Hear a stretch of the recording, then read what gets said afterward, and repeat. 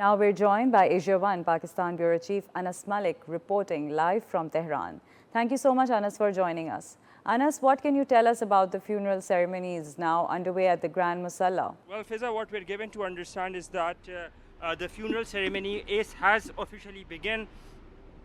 The funeral ceremony has indeed officially begun, and that the mortal remains are being kept to the building that you see to my left. That is the Mosalla, and that is where the mortal remains are being kept.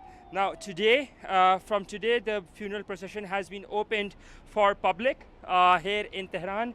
That means the roads that you see behind me, and I'll just give you a better sense by getting aside. The roads that you see behind me, the processions are supposed to be on here. So it opened officially at around 6 a.m. local time. It's roughly 10:30 here in Tehran right now. And over the course of the next few hours, we'll be seeing that a public farewell will be held for the late Supreme Leader. Why? We're not seeing many people right now on the streets, but at least onto the streets that are leading to the Mosalla. But I think in a while from now, because the temperatures have been quite soaring here, it is expected to hit 40 degrees in Tehran. So by the evening, I believe, we'd be seeing these roads that are right behind me being completely blocked. This is essentially the farewell from the people of Tehran and associated areas for their late Supreme Leader or for the Ayatollah. Remember, for the 60% of the 90 million population that Iran has at large, this was the only Supreme Leader. Ayatollah Ali Khamenei was the only Supreme Leader that they had seen. We have seen that hundreds and thousands of people have been pouring in. We're expecting 25 million people to show up at the funeral ceremony itself. Now, in that context, just to give you a bit more context, the biggest funeral that Tehran or Iran has held was of Ayatollah Khamenei, who was the Rehbar or the founder of the Iranian Revolution. And that was about 10 million people had showed up. This is very different. Ayatollah Ali Khamenei was killed in very different circumstances. He was assassinated in a joint operation by the United States and Iran, by the United States and Israel, pardon me on that. United States and Israel being the sworn enemies of the Iranian government or the Iranian regime, in the words of the Iranian regime as well. So for 47 years, the two countries who in a joint operation had assassinated their Ayatollah were the ones who were being propped up against at large for the audience, for the sake of the audience sway.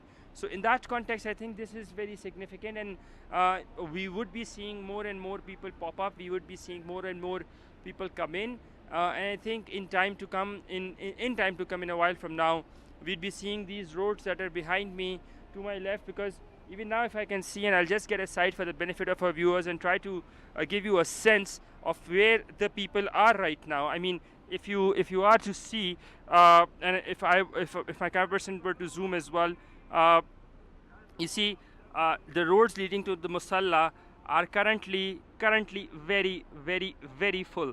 Why? Because I think what people understand is that this is the only time, or this is the only window that they have, and as I said, as the day progresses, we'd be seeing more and more people come in. As the day progresses, we'd be seeing more and more people come in. We'd be seeing these roads that are behind me being flocked in a literal sense. Even now, if you're able to witness the roads leading to the Mosalla itself, the main roads, as you can see, those are some ambulances, some vehicles, but more so, people are there. And that dome to the left that you see, that is the Mosalla where the body is being kept. So it's about a 30-odd minute walk. It's about a 2-kilometer walk. And from the Mosalla to the main roads, the associated roads are the main roads to the Mosalla itself, they're sort of packed. But in that context, the associated arteries to the Mosalla, right now, they're not as packed as people were expecting. But I think in a while, as the Anas, inclement other than weather the condition roads gets being down, blocked we will for be the seeing more and 25 more. million mourners that you just mentioned, how extensive are the security arrangements and what does it tell you about the significance of this event? Well, the security arrangements have been made quite sharply. That is the appropriate way to put it. Why? Because there is an imminent threat on the part of the U.S. and Israel, jointly on the part of U.S. Israel. So in that context, we're seeing that the airspace of Iran has been closed as well. The airspace has been closed. Why? Because they just don't want to risk anything. And I think all commercial flights, all domestic flights, they've been barred from landing and from coming to, from taking off or coming to Tehran. The only jets that have been hurling over or hovering over the Iranian skies are that of the Iranian Air Force. So give you a sense that with how tense this is or how tense this could very well be. And then in terms of security, it's a multi-tier or multi-cordon for the security belt, in the sense that the first is of course the police, then you have the military, and then you have the IRGC. Both overt and covert security measures are there, so you would see police personnel or military personnel in their uniforms, but then a large number of these operatives are essentially in plain clothes. Over 100,000 security personnel have been deployed to ensure that there is no untoward incident during the funeral procession. So all in all, it's tense, but at the same time, if I talk to you about the sentiment on the ground, people have been. I went last night, to a camp or in front of the Tehran University where people have been camping for the past 120 days. So it gives you a sense of how committed and what this particularly means for the people of Iran at large and what the Ayatollah meant for them. Exactly, Anas, that was my next question. What do you hear from the, talking about the public sentiment, what are you hearing as an expression? Is it resilience, is some sort of grief, or nationalism? I think it's a perfect mix of resilience, grief, and nationalism. They're proud of their history, they're proud of their culture, they're proud of their heritage, and they're proud of the fact that how their Ayatollah or their supreme leader died while in a literal manner fighting. He had security threats, they had intelligence, but he chose to be among his people. He chose the death that where an imperialist power decided to assassinate him, and I think that is his success, because in the sense that when people say that if a person is immortal even after their death, that is something that the late Ayatollah, the supreme leader, has indeed achieved among the Iranian public and the Iranian people. So in that context, I think it's a perfect mix of nationalism, resilience, it's the perfect mix of animosity as well. We're seeing that people have been angered, and they've been angered primarily because of the way how things have been. The death and destruction caused by the 35-day war until Pakistan decided to step in and help through with that ceasefire, that has been enormous. So I mean, in that context, this particular funeral, let's not forget that it has been enabled primarily because of Pakistan's mediation efforts. Anas, beyond the funeral itself, and brokered that ceasefire, and then eventually US. Anas, beyond the funeral itself, what is the Iranian leadership trying to, what message is the leadership trying to project today through this? And how do you see it? Do you see it as a primarily religious event or a political one, or a mix of both? I think it's a mix of both. It's not just a religious event, and it's not just entirely a political event. There is political messaging with religious sentiments. That's how I think I will be able to summarize how the event has been, or how the event outlook has been.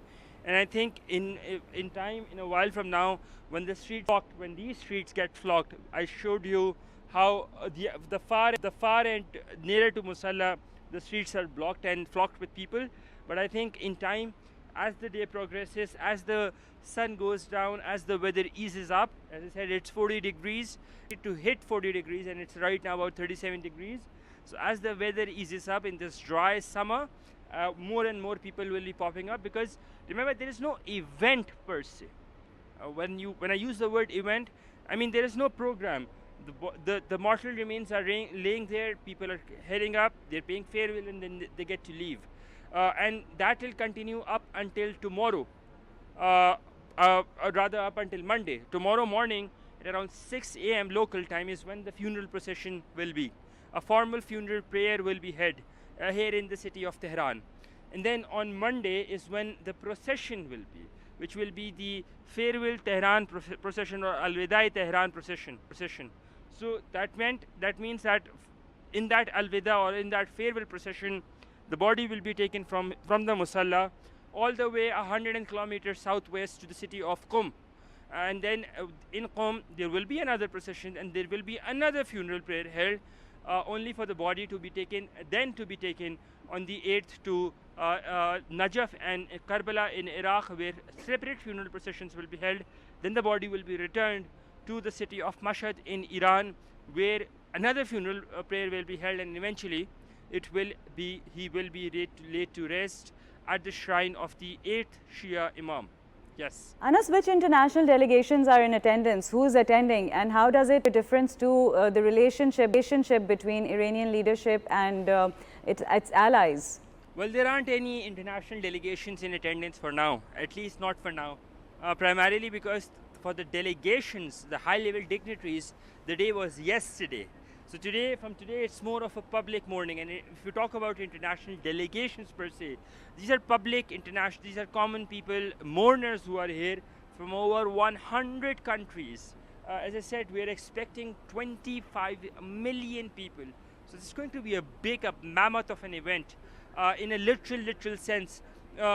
The major international delegations that came in, including the president of Georgia, the president of Tajikistan, a delegation from Russia, China, we saw a delegation from Bangladesh, from the Afghan Taliban regime, and of course a high significant level delegation led by the Pakistani Prime Minister Shehbaz Sharif and Pakistan's Army Chief Field Marshal Sayyid Asim Munir. All of them have left. So essentially these are pilgrims or mourners who are here to pay their last respects to the late and slain supreme leader, and the delegations from those countries of mourners, they will continue to remain here for a while until the burial proceedings are done. Yes. Once today's ceremony is over, what does the international community look forward for? Well, I think what the international community would be looking forward for would be what the new Ayatollah Mujtaba Khamenei has to say, what his policies would be. I think that is something the international community will be very closely watching out. I think that is something that will be very significant as well. And I think all eyes would be on Tehran and what the next message is from Ayatollah Mujtaba Khamenei, the son of Ayatollah Ali Khamenei late. Will have to say what his policies would be. Remember, right now people are emotionally attached to him. They're not wholeheartedly attached to Mujtaba Khamenei. People have not even seen a glimpse of him since the war began, and we were given to understand that he was gravely injured. That's what reports have been saying. So for him to consolidate his control, I think that is something that will be very closely watched out. And for the policies that he opts for, particularly in terms of Iran's nuclear program, Iran's approach to the Western countries, I think that is something that the international community will be watching out as well. Fiza?